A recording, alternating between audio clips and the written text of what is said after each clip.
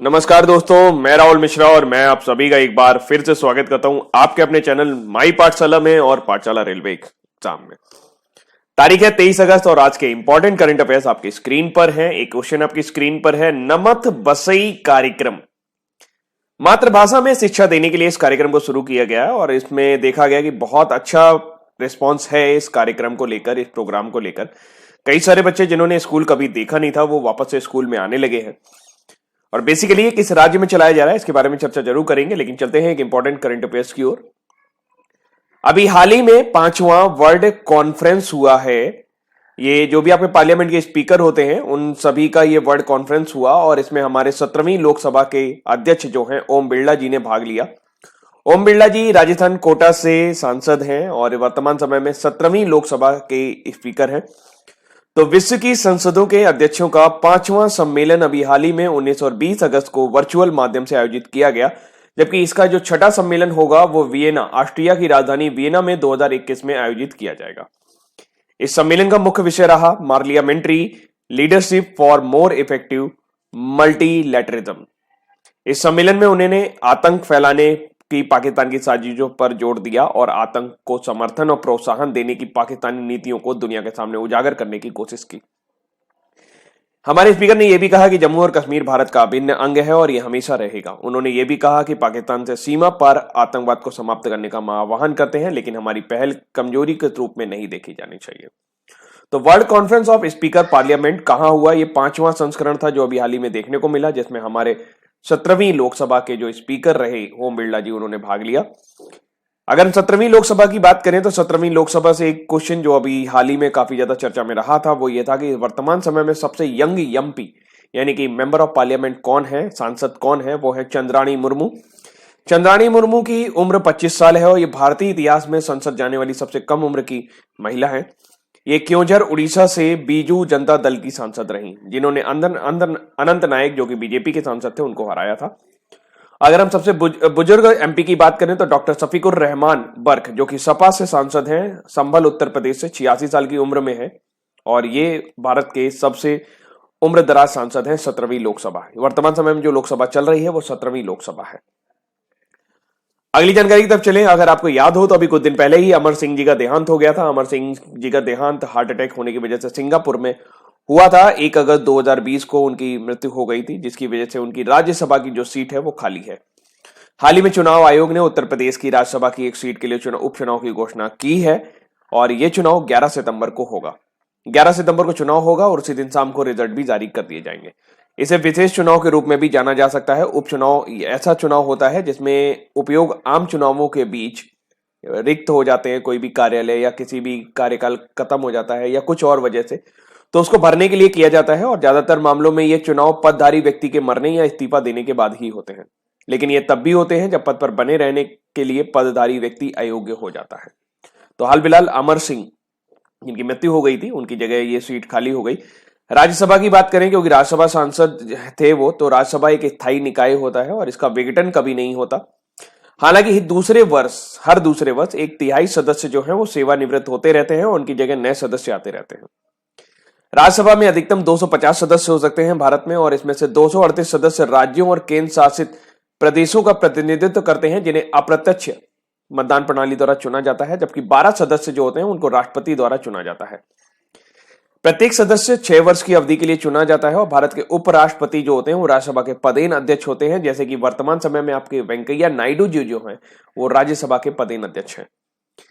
ऐसा नहीं है कि अभी हाल में चुनाव नहीं हुए। अभी हाल ही में यूपी में राज्यसभा उपचुनाव में बीजेपी के जयप्रकाश निषाद जी जो थे वो निर्विरोध चुने गए थे, क्योंकि बेनी प्रसाद सोमवंशी का निधन हो गया था और बेनी प्रसाद सोमवंशी जी का निधन हो जाने की वजह से उनकी राज्यसभा की सीट खाली हो गई थी, जिस पर जयप्रकाश निषाद जो है वो निर्विरोध चुन दिए गए थे, क्योंकि कोई और भी उनके खिलाफ खड़ा नहीं हुआ था। अब ये क्वेश्चन आपकी स्क्रीन पर था कि जो नमत बसई कार्यक्रम है ये केरल से बिलोंग करता है। हाल ही में ये देखा गया कि केरल का नमत बसई कार्यक्रम जो रहा ये आदिवासी बच्चों को स्कूल वापस लाने में सफल रहा है। ऐसा देखा गया, थोड़ा सा वहां पर जब थोड़ी सी खोजबीन की गई कि आदिवासी जो हैं वो क्यों स्कूलों में नहीं जुड़ पाते, तो देखा गया कि उनकी लैंग्वेज में उनको पढ़ाई नहीं करवाई जाती, उनकी मातृभाषा में उनको पढ़ाई नहीं करवाई जाती, राजकीय भाषा में या राष्ट्र की भाषा में उनको पढ़ाई करवाई जाती है, जिसकी वजह से बच्चे जो हैं अपने आप को पिछड़ा महसूस करते हैं और स्कूल से दूर भागते हैं। तो केरल सरकार का आदिवासियों को उनकी मातृभाषा में पढ़ाने का ये कार्यक्रम है, जिसका नाम है नमत बसई, और ये समग्र शिक्षा केरल यानी SSK द्वारा कार्यान्वित एक कार्यक्रम है, जिसके तहत सैकड़ों आदिवासी बच्चों को उनकी मातृभाषा में ऑनलाइन कक्षाओं के माध्यम से पढ़ाया जा रहा है। अब आप सोचेंगे कि आदिवासी जनजाति हैं तो उनके पास कैसे लैपटॉप आया होगा, तो उनको 50 लैपटॉप जो हैं विशेष रूप से नमत बसई के लिए वितरित किए गए हैं, जिसके द्वारा प्री रिकॉर्डेड कक्षाएं जो हैं वो एक यूट्यूब चैनल के माध्यम से दी जाती हैं और जो बच्चे होते हैं उनको झुंड में बैठाकर वहां पर कक्षाएं दिलाई जाती हैं। नमत बसई कार्यक्रम का जो मुख्य उद्देश्य है वो वायनाड और इडुक्की के आदिवासी इलाकों में पेश किया जा रहा है, और इडुक्की में ओराली, मुतवन और पनिया भाषाओं में कक्षाएं प्रदान की जाती हैं। तो आपको सिर्फ इतने याद रखना है कि नमत बसई कार्यक्रम ये है, ये किस राज्य से संबंधित है, केरल राज्य से संबंधित है। थोड़ा सा डिटेल में जाना चाहें तो आप ऐसा भी पढ़ सकते हैं कि वायनाड और इडुक्की में ये कार्यक्रम चल रहा है। क्योंकि अभी हमने केरला की बात करी तो केरला के बारे में बात कर लेते हैं, जैसे पिछले 6 महीने में क्या क्या केरल में घटित हुआ। अभी हाल ही में UN यानी कि संयुक्त राष्ट्र ने केरल की हेल्थ मिनिस्टर के शैलजा को सम्मानित किया, क्योंकि उन्होंने अच्छे तरीके से कोविड-19 का मैनेजमेंट किया था। केरल जो है ये पहला स्टेट है जिसने सिटीजनशिप अमेंडमेंट एक्ट यानी कि CAA के खिलाफ, नागरिकता संशोधन विधेयक के खिलाफ, अधिनियम के खिलाफ प्रस्ताव पारित किया था। केरेरा नाम का एक रियल एस्टेट सेक्टर का पोर्टल है, जिसमें जो केरल की रियल एस्टेट है उसके लिए रेगुलेटरी अथॉरिटी करके उन्होंने एक पोर्टल बनाया है, ताकि ट्रांसपेरेंसी आ सके जो भी उनका रियल एस्टेट सेक्टर है, स्टाम्प ड्यूटी वगैरह का चोरी ना हो इसलिए। इकोनॉमिक इंटेलिजेंस यूनिट सर्वे के मुताबिक 2015 से 20 में अगर देखा जाए तो विश्व के 10 फास्टेस्ट ग्रोइंग सिटी यानी कि जो कस्बे थे या गांव थे और तेजी से शहरों में बदल रहे हैं, उसमें से 3 जो हैं वो केरल में पाए गए, जिसमें से मल्लापुरम जो है ये केरल का सबसे तेजी से शहरीकरण करने वाला सिटी रहा। जर्नलिस्ट और हिंदू ग्रुप के चेयरमैन N राम को अभी हाल ही में केरल में नेशनल मीडिया अवार्ड से सम्मानित किया गया, और 22वां एडिशन आपका इंटरनेशनल सी फूड यानी कि अंतरराष्ट्रीय समुद्री भोजन शो जो है IISS, ये जो है ये अभी हाल ही में कोच्चि में अनाउंस किया गया। इसका थीम रहेगा blue revolution beyond production to value addition. Kerala 2020 के बजट में एक बड़ी योजना दिखाई दी थी, 1000 कुदुमश्री होटल खोले जाएंगे, जिसमें 25 रुपए में गरीबों को खाना दिया जाएगा, या कोई भी व्यक्ति वहां पर खाना खा सकता है, 25 रुपए में सस्ता भोजन उपलब्ध कराया जाएगा। केरला CM ने अभी हाल ही में योधावु नाम का एक ऐप लॉन्च किया था, ताकि जो भी ड्रग है, मादक द्रव्यों के जो व्यापारी हैं उनसे लड़ा जा सके। सीनियर IAS ऑफिसर विश्वास मेहता जी हैं, उनको वर्तमान समय में अभी हाल ही में न्यू चीफ सेक्रेटरी केरला का बनाया गया है। चीफ मिनिस्टर केरला के हैं पिनराई विजयन, माकपा से संबंधित हैं, मार्क्सवादी कम्युनिस्ट पार्टी, और गवर्नर हैं आरिफ मोहम्मद खान। कैपिटल सिटी है तिरुवनंतपुरम। स्टेट एनिमल हाथी, स्टेट बर्ड है ग्रेट हॉर्नबिल, और स्टेट एनिमल अगेन दोबारा हो गया इंडियन एलिफेंट। स्टेट फ्लावर है golden sour tree, and state tree यानी कि राजकीय वृक्ष है कोकोनट। लोकसभा में 20 सीटें हैं और राज्यसभा में 9 सीटें आपको केरला से देखने को मिलेंगी। तो ये रहा अभी का हमारा पूरा केरला वाला, कि सबसे पहले नागरिकता संशोधन के खिलाफ प्रस्ताव पारित किया केरेरा। और अगर हम बात करें तो स्वास्थ्य इंडेक्स आप ले लीजिए, स्कूल एजुकेशन इंडेक्स ले लीजिए, उन सभी मामलों में केरला पहले स्थान पर ही है। अगली जानकारी है हरित पथ मोबाइल ऐप। हाईवे के किनारे वृक्षारोपण को बढ़ावा देने के लिए और वृक्षारोपण की निगरानी करने के लिए अभी हाल ही में हरित पथ नाम का एक ऐप लॉन्च किया गया है। केंद्रीय सड़क परिवहन मंत्री नितिन गडकरी ने हरित पथ नाम का एक मोबाइल ऐप लॉन्च किया। हाल ही में केंद्रीय सड़क और परिवहन मंत्री नितिन गडकरी ने हरित पथ नाम का मोबाइल ऐप लॉन्च किया है। यह ऐप देश भर में हरित राजमार्गों के निर्माण की सुविधा के लिए विकसित किया गया है, ताकि इसका आराम से ट्रैकिंग किया जा सके। यह ऐप भारतीय राष्ट्रीय राजमार्ग प्राधिकरण ने विकसित किया है। NHAI ने हाल ही में एक राष्ट्रव्यापी वृक्षारोपण अभियान हरित भारत संकल्प भी शुरू किया था, जिसके तहत 25 दिनों में 25 लाख से अधिक पौधों को पूरे देश में राष्ट्रीय राजमार्गों के किनारे लगाया गया है। अच्छी योजना है, ग्रीन बेल्ट डेवलप कर रहे हैं। राष्ट्रीय राजमार्ग प्राधिकरण की बात करें तो अभी हाल ही में नागेंद्र नाथ जी की जगह सुखबीर सिंह संधू को यहाँ पर चेयरमैन बनाया गया था 2 अक्टूबर 2019 में। 1995 में इसका फॉर्मेशन हुआ था। स्थापना 1988 में हुई थी। मुख्यालय द्वारिका दिल्ली में मिलेगा आपको। और भारत का सबसे बड़ा नेशनल हाईवे जो है वो है NH44, जो जम्मू कश्मीर यानी कि श्रीनगर से कन्याकुमारी को कनेक्ट करता है। 3745 किलोमीटर इसकी लेंथ है। अगली जानकारी की तरफ चले तो ये इंपॉर्टेंट जानकारी है, राजीव गांधी खेल रत्न अवार्ड की घोषणा कर दी गई है और इसमें से 5 रोहित शर्मा को मिलाकर 5 लोगों को इस बार राजीव गांधी खेल रत्न पुरस्कार दिया जाएगा। खेल मंत्रालय ने 21 अगस्त को राष्ट्रीय खेल पुरस्कारों की घोषणा की है। खेल रत्न, जिसे राजीव गांधी खेल रत्न भी कहा जाता है, 1 जनवरी 2016 से 31 दिसंबर 2019 तक की उपलब्धियों पर विचार किया गया है और पुरस्कार प्राप्तकर्ताओं को 29 अगस्त को खेल दिवस के दिन ये पुरस्कार दिया जाएगा। हॉकी के जादूगर मेजर ध्यानचंद का जन्मदिन होता है 29 अगस्त को, इसीलिए ये खेल दिवस के दिन ये पुरस्कार प्रदान किया जाएगा। राजीव गांधी खेल रत्न पुरस्कार दिया जाएगा इस बार रोहित शर्मा को, क्रिकेटर रोहित शर्मा को, पहलवान विनेश फोगाट, महिला हॉकी टीम की कप्तान रानी रामपाल को, जिन्हें अभी हाल ही में फेडरेशन ऑफ इंटरनेशनल हॉकी ने rising player of the year का अवार्ड भी दिया था। तो टेबल टेनिस के लिए खिलाड़ी मनिका बत्रा और पैरा एथलीट मरियम्पन थंगवेलु को राजीव गांधी खेल रत्न पुरस्कार दिया जाएगा। इस पुरस्कार के विजेता को 7.5 लाख रुपए पुरस्कार राशि के रूप में प्राप्त होते हैं। रोहित को उनकी शानदार बल्लेबाजी के लिए इस पुरस्कार के लिए चुना गया है। 33 वर्षीय रोहित खेल रत्न पाने वाले केवल चौथे क्रिकेटर हैं। इससे पहले सचिन तेंदुलकर, महेंद्र सिंह धोनी और विराट कोहली को यह सम्मान दिया जा चुका है। तेंदुलकर पहले भारतीय क्रिकेटर थे जिनको राजीव गांधी खेल रत्न पुरस्कार प्राप्त हुआ था। विनेश फोगाट की बात करें तो विनेश को 2018 में राष्ट्रमंडल खेलों के और एशियाई खेलों में स्वर्ण पदक और 2019 में एशियाई कुश्ती विश्व चैंपियनशिप में कांस्य पदक जीतने के लिए पुरस्कार दिया गया है। वहीं मरियप्पन थंगवेलु को 2016 रियो ओलंपिक खेलों में T42 ऊंची कूद में स्वर्ण पदक जीतने के लिए पुरस्कार दिया गया है। जबकि मनिका बत्रा को टेबल टेनिस खिलाड़ी हैं के नाम की सिफारिश 2018 में उनके शानदार प्रदर्शन के लिए की गई है। उन्होंने राष्ट्रमंडल खेलों में स्वर्ण और एशियाई खेलों में कांस्य पदक जीता था। जबकि रानी रामपाल तीसरी महिला और पहली महिला हॉकी खिलाड़ी हैं जिनके नाम की सिफारिश इस सम्मान के लिए की गई है।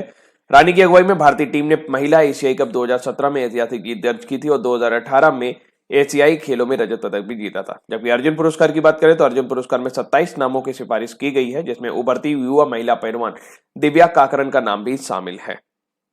हॉकी कोच रमेश पठानिया समेत 8 प्रशिक्षकों को आजीवन योगदान के लिए द्रोणाचार्य पुरस्कार से सम्मानित किया जाएगा। जबकि मौलाना अब्दुल कलाम आजाद ये पुरस्कार इंटर यूनिवर्सिटी टूर्नामेंट में कुल मिलाकर शीर्ष प्रदर्शन करने वाले विश्वविद्यालय को प्रदान किया जाता है और इस बार ये पंजाब यूनिवर्सिटी को मिलेगा, क्योंकि भुवनेश्वर में होने वाले जो खेलो इंडिया यूनिवर्सिटी गेम के पहले संस्करण में पंजाब यूनिवर्सिटी जो थी वो टॉप पे थी, इस वजह से ये पुरस्कार इनको दिया जा रहा है। अगली जानकारी है, ASEAN Bharat network think tank की 6वीं गोलमेज बैठक अभी देखने को मिली है। बैठक में विदेश मंत्री एस जयशंकर ने हिस्सा लिया। बैठक को संबोधित करते हुए जयशंकर ने कहा कि कोरोना महामारी से दुनिया की अर्थव्यवस्था और सामाजिक जीवन पर इतना घातक असर हुआ है कि यह हमारी कल्पना से परे है। यह संकट 1930 के दशक की आई बड़ी आर्थिक मंदी जैसा ही है। विदेश मंत्री ने कहा कि वर्तमान अनुमानों के अनुसार 58 से 88 अरब अमेरिकी डॉलर वैश्विक सकल घरेलू उत्पाद लगभग 6.5% से लेकर 9.7% तक का नुकसान हुआ है। आसियान की बात करें तो दक्षिण पूर्वी एशियाई राष्ट्रों का यह संगठन है जिसे association of south east Asian nation लघु आसियान कहा जाता है। इसमें 10 दक्षिण पूर्व एशियाई देशों को समूह है जो आपस में आर्थिक विकास और समृद्धि को बढ़ावा देने और क्षेत्र में शांति और स्थिरता कायम करने के लिए कार्य करते हैं। वो 10 देश हैं, Brunei, Cambodia, Indonesia, Laos, Malaysia, Myanmar, Philippines, Singapore, Thailand और वियतनाम। इसका मुख्यालय इंडोनेशिया की राजधानी जकार्ता में है। आसियान की स्थापना 8 अगस्त 1967 को थाईलैंड की राजधानी बैंकॉक में की गई थी। इसके संस्थापक सदस्यों में थाईलैंड, इंडोनेशिया, मलेशिया, फिलीपींस और सिंगापुर थे। ब्रुनई इस संगठन में 1984 और 1995 में वियतनाम इसमें शामिल हुआ था। इनके बाद 1997 में लाओस और वर्मा इसके सदस्य बने और 1976 में आसियान की पहली बैठक बंधुत्व और सहयोग की संधि पर हस्ताक्षर किए गए थे। 1994 में आसियान ने एक एशियाई क्षेत्रीय फोरम यानी एशियाई रीजनल फोरम बनाया जिसका उद्देश्य सुरक्षा को बढ़ावा देना था और इसमें अमेरिका, रूस, भारत, चीन, जापान और उत्तरी कोरिया सहित 23 सदस्य शामिल किए गए हैं। तो आसियान में 10 सदस्य हैं। इसका मुख्यालय इंडोनेशिया की राजधानी जकार्ता में, स्थापना 8 अगस्त 1967 को। चंद्रयान 2 को हमारे 1 साल पूरा हो गया है। चंद्रयान 2 जो अभियान था ये बहुत ही सफल अभियान रहा, लेकिन इसमें से एक चरण इसका जो रोवर वाला था वो थोड़ा फेल हो गया था। तो भारतीय अंतरिक्ष अनुसंधान संगठन इसरो ने 20 अगस्त को भारत में दूसरे चंद्रयान अभियान के 1 साल पूरा कर लिया है और इस दौरान इसरो ने जानकारी दी कि वर्तमान में चंद्रयान 2 के सभी उपकरण अच्छा प्रदर्शन कर रहे हैं और उसमें इतना ईंधन है कि अगले 7 साल तक वो हमारे लिए काम करता रहेगा। चंद्रयान 2 की बात करें तो चंद्रयान 2 22 जुलाई 2019 को लॉन्च किया गया था, जबकि 20 अगस्त को हमारा जो चंद्रयान था वो चंद्रमा की कक्षा में पहुंच गया था। जबकि चंद्रयान 1 जो था ये 22 अक्टूबर 2008 को लॉन्च किया गया था और 28 अगस्त 2009 को ये कंप्लीट हो गया था। एक क्वेश्चन एसएससी ने अभी हाल ही में पूछा था कि चंद्रयान 1 के समय इसरो के हेड कौन थे, तो इसरो के हेड ये थे, आप इन्हें पहचानते हैं, ये हैं जी माधवन नायर, जो चंद्रयान 1 के प्रक्षेपण के समय इसरो के डायरेक्टर जनरल थे। वर्तमान समय में के सिवान, कैलाश विदु, दिव्य सिवान वर्तमान समय में आपके इसरो के हेड हैं और सतीश धवन अंतरिक्ष प्रक्षेपण केंद्र से इसका प्रक्षेपण किया गया था। हाल फिलहाल इसमें लैंडर भी था, रोवर भी था, ऑर्बिटर भी था। तो फिलहाल अंततोगत्वा 2 चरण सही साबित हुए थे, लेकिन तीसरे चरण रोवर जो था उसने एक हार्ड लैंडिंग कर दी थी, जिसकी वजह से वो उपकरण खराब हो गया था। अगली जानकारी है, राजीव कुमार जी हैं जिन्होंने अशोक लवासा की जगह लेंगे, उनको न्यू इलेक्शन कमिश्नर नियुक्त किया गया है। भारत के वर्तमान समय में मुख्य निर्वाचन आयुक्त सुनील अरोड़ा है और वो अक्टूबर 2020 में रिटायर होने वाले थे। उनकी जगह अशोक लवासा लेने वाले थे, लेकिन अशोक लवासा को अब एडीबी भेजा गया है। एडीबी में वो उपाध्यक्ष के पद पर काम करेंगे। तो भारत सरकार द्वारा राजीव कुमार को भारत के नए चुनाव आयुक्त के रूप में नियुक्त कर दिया गया है। उनकी नियुक्ति चुनाव आयुक्त का पदभार ग्रहण करने की तिथि से प्रभावी होगी। उनकी नियुक्ति अशोक लवासा के स्थान पर की गई है, जिन्होंने हाल ही में राष्ट्रपति को अपना इस्तीफा सौंप दिया था। उन्होंने जुलाई 2019 में वित्त सचिव के रूप में नियुक्त किया गया था, लेकिन मार्च में 2020 में उन्होंने उनको ट्रांसफर किया गया और उनकी जगह अजय भूषण पांडे जो है वर्तमान समय में आपके वित्त सचिव है, फाइनेंशियल सेक्रेटरी हैं। अपने कार्यकाल के दौरान उन्होंने 10 सार्वजनिक क्षेत्रों के बैंकों के 4 में विलय करने की प्रमुख भूमिका निभाई थी। ये इन्हीं के दम पर हुआ था। अगली जानकारी है, इंडिया, जापान और ऑस्ट्रेलिया मिलकर चाइना को थोड़ा सा बैक साइड पे लेना चाहते हैं, जिसकी वजह से आपस में मिलकर वो एक सप्लाई चेन बना रहे हैं। भारत, ऑस्ट्रेलिया और जापान ने चीन पर निर्भरता कम करने के लिए एक त्रिपक्षीय आपूर्ति श्रृंखला लचीलापन पहल, जिसे आप कह सकते हो trilateral supply chain resilience initiative, शुरू किया है और इसे अंजाम दिया जा सकता है। यह माना जा सकता है कि ये जापान ने प्रस्ताव दिया है और इसके 2 फायदे हैं। पहला फायदा यह है कि प्रत्यक्ष विदेशी निवेश को आकर्षित करने में मदद मिलेगी इंडो पैसिफिक रीजन को, यानी कि हिंद प्रशांत महासागर क्षेत्र को। दूसरा ये होगा कि तीनों देश अगर आपस में बातचीत करके काम करेंगे और एक दूसरे के संबंध से बना के रखेंगे, तो जो भी प्रोडक्ट उन्हें डेवलप करने हैं उनके लिए पूरा रॉ मटेरियल से लेकर टेक्नोलॉजी तक अवेलेबल हो पाएगी। आइए समझते हैं कि आपूर्ति श्रृंखला लचीलापन पहल यानी कि सप्लाई चेन रेजिलियंस इनिशिएटिव क्या होता है। तो ये एक अर्थव्यवस्थाओं और कंपनियों के लिए सीधी प्रतिक्रिया होती है जो चीनी राजनीतिक व्यवहार और व्यवधान के बारे में चिंतित है और आपूर्ति श्रृंखलाओं को जन्म दे सकती है। लेट अस सपोज आप कोई प्रोडक्ट बनाना चाहते हो, आप वर्ल्ड का बेस्ट एक पेपर बनाना चाहते हो। इसमें आपको कुछ रेजिस्टेंस आएंगे और उनसे रिकवरी करने के लिए आपको कुछ सोल्यूशन ढूंढने होंगे। लेट अस सपोज जैसे कि जापान में बहुत अच्छा लुगदी बनता है, लेकिन भारत में नहीं बनता और भारत इसको डेवलप करने के लिए भारत पास इसकी टेक्नोलॉजी है। ऐसा कर सकते हैं कि 10 में से 9 चीजें भारत के पास है, एक चीज जापान के पास है, तो जापान वो एक चीज भारत भेज देगा और इससे जो भी डेवलपमेंट होगा वो तीनों देश जो होंगे आपस में शेयर करेंगे। तो इस तरीके से जब आप प्रोडक्ट को डेवलपमेंट करते हो तो उसे सप्लाई चेन रेजिलियंस कहा जाता है। और इसमें यह होता है किसी तरीके से जो दिक्कतें हमारी हैं उसको दूसरा कोई दूर कर दे और उसकी जो दिक्कत है वो हम दूर कर दें। एक तरह से मतलब सहयोग की भावना इसमें रहती है। तो भारत, ऑस्ट्रेलिया और जापान मिलकर एक SCRI बनाएंगे। तो इस तरीके से कई प्रोडक्ट जो होंगे वो यहां से बनाए जाएंगे, वहां बेचे जाएंगे, वहां से बनाई जाएंगे, यहां बेचे जाएंगे, कभी कभी वस्तु विनिमय भी हो जाएगा। तो इस तरह की बहुत अच्छी चीजें व्यापार में हमें देखने को मिल सकती हैं।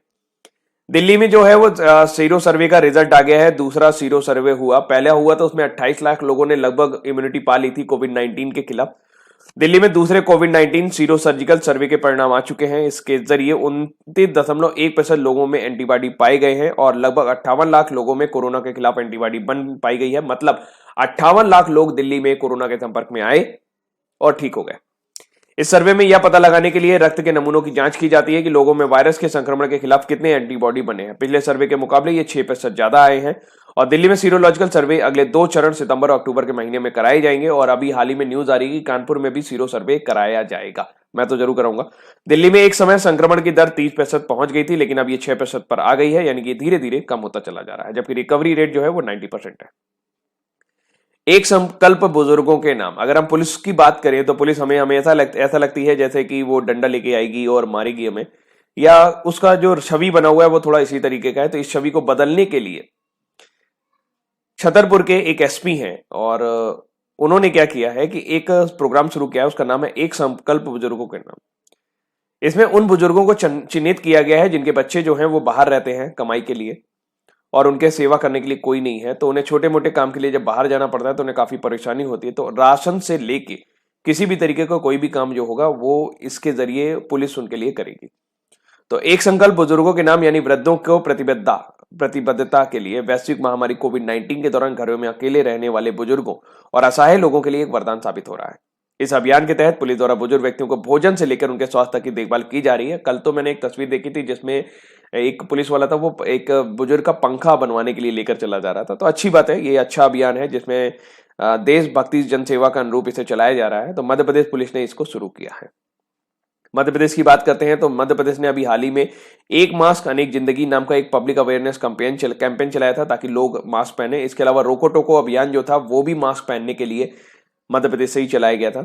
मध्य प्रदेश में टूरिज्म को बढ़ावा देने के लिए इंतजार आपका नाम का एक अभियान चलाया गया और मध्य प्रदेश सरकार ने अभी हाल ही में किल कोरोना नाम का एक कैंपेन चलाया था। मध्य प्रदेश सरकार ने ही हाल ही में बताया कि उन्होंने गेहूं समर्थन मूल्य पर यानी कि गेहूं को समर्थन मूल्य पर खरीद करने वाला वो सबसे बड़ा राज्य बन गया है। एक न्यूज और आई है सामने कि मध्य प्रदेश सरकार चाहती है कि केवल मध्य प्रदेश के लोगों को ही मध्य प्रदेश में सरकारी नौकरी प्राप्त हो। दूसरा, उन्होंने कल ये भी कहा था कि सीईटी जो कॉमन एलिजिबिलिटी टेस्ट होगा उसके जरिए राज्य सरकार में नौकरी मिल जाएगी, यानी अलग से कोई प्रवेश परीक्षा राज्य सरकार नहीं कराएगी। इंडिया का पहला ई वेस्ट क्लिनिक जो है यानी कि ई कचड़ा क्लिनिक जो है वो आपको भोपाल में देखने को मिलेगा।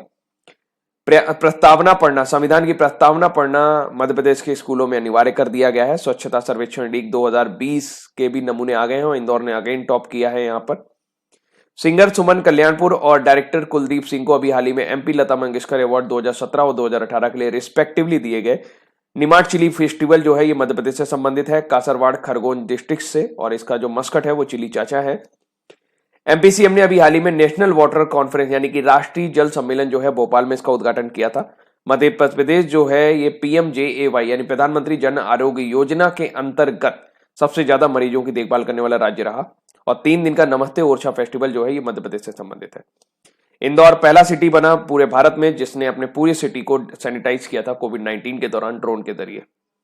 कैपिटल भोपाल है, स्टेट एनिमल बारहसिंगा है, स्टेट ट्री बनियान ट्री है, स्टेट फ्रूट है मैंगो और सीएम है शिवराज सिंह चौहान बीजेपी से आते हैं, जबकि आनंदीबेन पटेल वर्तमान समय में मध्य प्रदेश की राज्यपाल हैं। लोकसभा में 29 सीटें आपको मध्य प्रदेश में देखने को मिलेंगी जबकि राज्यसभा में 11 सीटें हैं। जनसंख्या की बात करें तो 7 जनसंख्या के मामले में ये 5वें नंबर पर मध्य प्रदेश आता है और क्षेत्रफल में ये दूसरा सबसे बड़ा राज्य भारत का है। अगली जानकारी है, राजस्थान सरकार ने आखिरकार अपनी इंदिरा रसोई योजना लॉन्च ही कर दी है। इस इंदिरा रसोई योजना के तहत जो मोटिव है अशोक गहलोत का ये है कि कोई भूखा ना सोए। एक वीडियो कॉन्फ्रेंसिंग के जरिए इसकी शुरुआत की गई है और इसमें गैर सरकारी संगठनों एनजीओ की भागीदारी सुनिश्चित की जाएगी और सूचना प्रौद्योगिकी की सहायता से इसकी प्रभावी तरीके से निगरानी की जाएगी। इस योजना में शहरी गरीब परिवारों को पौष्टिक भोजन देने की प्रथा बनाई जा रही है। 8 रुपए में उन्हें भरपेट खाना दिया जाएगा और 213 नगरीय निकायों में 358 रसोई के साथ शुरू की गई है। इंदिरा रसोई योजना के तहत 8 रुपए में 100 ग्राम दाल, 100 ग्राम सब्जी और 250 ग्राम चपाती हुए अचार उपलब्ध कराया जाएगा जिससे कोई भी गरीब व्यक्ति से खा सके। राज्य सरकार प्रति थाली सरकार 12 रुपए का अनुदान दे रही है और 8 रुपए खाने वाले को देना पड़ेगा। इस प्रकार 20 रुपए की एक थाली वहां पर तैयार हो जाएगी। वैसे इस तरह की एक योजना वहां पर पहले से ही चल रही थी, अन्नपूर्णा रसोई योजना। इसमें क्या होता था, इसमें वैन आती थी, 500 भोजन वैन थी जो कहीं पर भी किसी भी शहर के या किसी भी जिले के एक पर्टिकुलर लोकेशन पर खड़ी होती थी, जिसमें 5 रुपए में नाश्ता मिल जाता था और 8 रुपए में खाना मिल जाता था। इसके अलावा अन्नपूर्णा दूध योजना भी आपके राजस्थान सरकार से संबंधित है। ये दोनों ही योजनाएं, अन्नपूर्णा रसोई और अन्नपूर्णा दूध योजना, ये वसुंधरा राजे सरकार द्वारा चलाई गई थी। 2 जुलाई 2018 को अन्नपूर्णा दूध योजना शुरू की गई और सभी 66,506 सरकारी स्कूलों और मदरसों के 62 लाख से अधिक बच्चों को मुफ्त दूध प्रदान करने की योजना संबंधित है। तो आपको बस इतना याद रखना है कि अन्नपूर्णा दूध योजना किससे संबंधित है, राजस्थान सरकार से। अगली जानकारी है, उत्तर प्रदेश ने बुंदेलखंड क्षेत्र के जल संकट से निपटने के लिए इजराइल के साथ पार्टनरशिप की है और इसके लिए प्लान ऑफ कोऑपरेशन पर हस्ताक्षर किए गए हैं। गर्मी के मौसम में बुंदेलखंड में बहुत दिक्कत होती है, वहां पानी की बहुत किल्लत पड़ जाती है, लोगों को कई किलोमीटर दूर जाके पैदल जाके पानी निकालना पड़ता है। इजराइल के सहयोग से India Israel Bundelkhand water project पर काम किया जाएगा और उन्नत कृषि को बढ़ावा मिलेगा, डीप इरिगेशन किया जाएगा। कृषि उत्पादन आयुक्त आलोक सिन्हा ने बताया कि यह परियोजना 2 वर्ष के लिए हस्ताक्षरित की गई है जिसे बाद में आवश्यकता के अनुसार विस्तारित किया जाएगा। इजराइल की बात करें तो इजराइल और संयुक्त अरब अमीरात में अभी जो दोस्ती हुई वो कई सारे देशों को नहीं अच्छी नहीं लग रही है। जैसे कि तुर्की को बड़ा विरोध किया, तुर्की ने विरोध किया, इवन फिलिस्तीन ने भी विरोध किया कि भाई मेरी तरफ से तुम कौन होते हो समझौता करने वाले। क्योंकि इन दोनों समझौतों के दौरान अगर बात करें तो इजराइल और यूएई के बीच में ये समझौता हुआ है कि वो फिलिस्तीन का कुछ भाग छोड़ देगा इजराइल। तो फिलिस्तीन कह रहा है कि संयुक्त अरब अमीरात को किसने हक दिया कि मेरी तरफ से वो ये बात करे। तो हाल फिलहाल इजराइल की बात करते हैं। इजराइल की राजधानी जेरूसलम है। वर्तमान समय में प्रधानमंत्री हैं बेंजामिन नेतन्याहू। मुद्रा चलती है इजरायली नई शेकेल और राष्ट्रपति हैं रूवेन रिवलिन।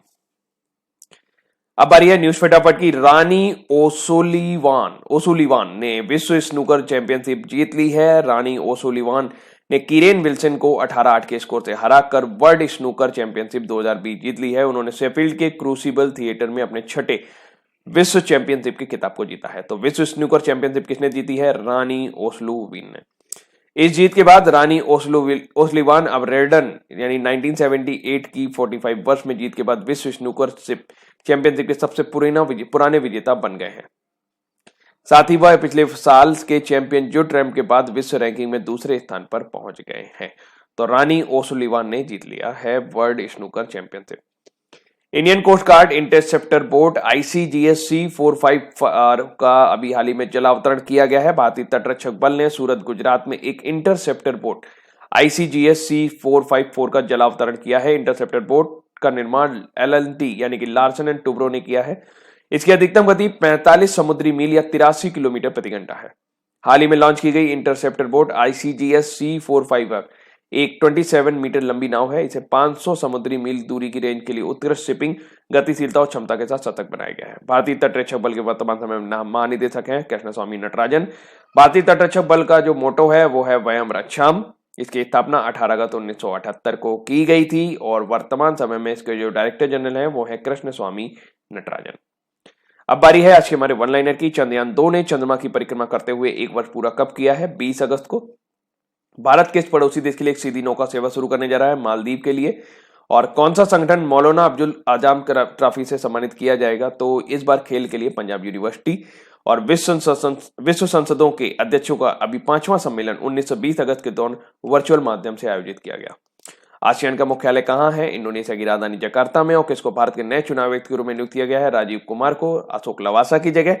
और हाल ही में किस मंत्रालय द्वारा हरित पथ मोबाइल ऐप लॉन्च किया गया? केंद्रीय सड़क एवं परिवहन मंत्रालय। और आदिवासी बच्चों को उनकी मातृभाषा में शिक्षा देने के लिए नमत बसई कार्यक्रम किस राज्य में चलाया जा रहा है? केरल में।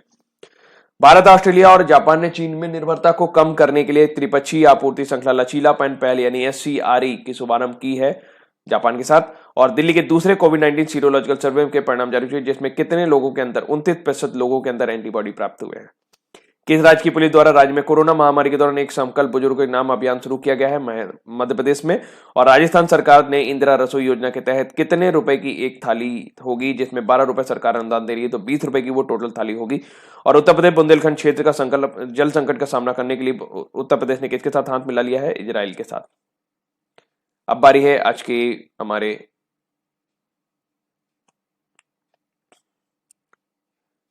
क्विज की। चंद्रयान 2 ने चंद्रमा की परिक्रमा करते हुए 1 साल कब पूरा किया? 20 अगस्त को। हाल ही में किस मंत्रालय द्वारा हरित पथ मोबाइल ऐप लॉन्च किया गया है? केंद्रीय सड़क एवं परिवहन मंत्रालय द्वारा। आदिवासी बच्चों को उनकी मातृभाषा में शिक्षा देने के लिए नमत बसई कार्यक्रम किस राज्य में चलाया जा रहा है? केरल में।